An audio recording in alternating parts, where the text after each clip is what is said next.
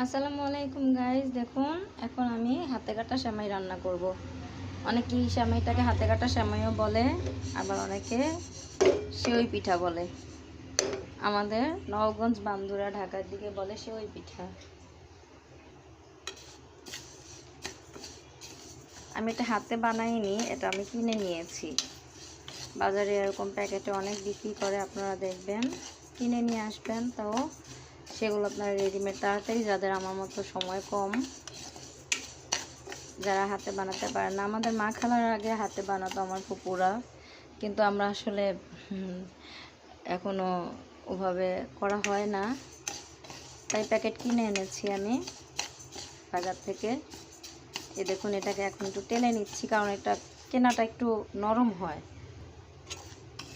কেনাটা নরম হয় বলে এটা এই যে একটু ভাজা দিয়ে নিলে ভালো হয়। আপনার এভাবে একটু টেলে ভাজা দিয়ে নেবেন, তাহলে এটা গলবে না সাধারণত। না হলে এই যে দুধের মধ্যে রান্না করতে গেলে এটা একটু গলে যায়। তাই আমি একটু ভাজা ভাজা করে নিলাম, সামান্য, একটু বেশি না।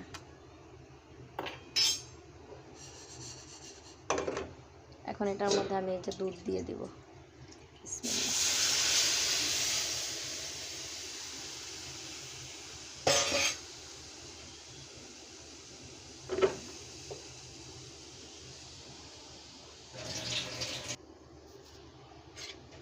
গাইজ, এটার মধ্যে এই যে আমি অনেকগুলো চিনি দিয়ে দিয়েছি, আবার আর একটু চিনি দিয়ে দিলাম দেখানোর জন্য আপনাদেরকে। গাইজ দেখুন, এটার মধ্যে আমি এই যে এখন লং, এলাচি, দারচিনি দিয়ে দিয়েছি।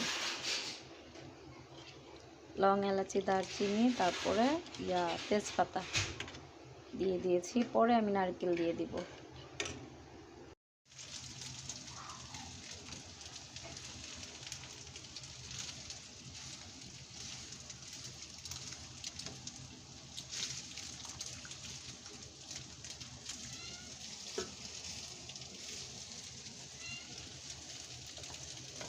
গাইজ দেখুন, এই যে এখন আমি নারকেল দিয়ে দিলাম।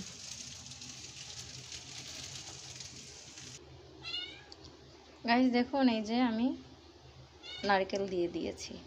নারকেল দিয়ে আবার এটাকে একটু নাড়াচাড়া করে নিচ্ছি। দেখুন কি সুন্দর ঘন হয়ে আসছে, আপনারা দেখুন। গাইজ দেখুন, হয়ে গেছে আমার এই যে হাতে কাটা সেমাই, সেওই পিঠা বা হাতে কাটা সেমাই। এই দেখুন কি সুন্দর ঘন হয়ে গেছে নারকেল দুধটা। এখন আমি এই মুহূর্তে এখানে কিশমিশ ছিটিয়ে দিচ্ছি। এই যে কিশমিশ ছিটিয়ে দিলাম। আল্লাহ হাফেজ।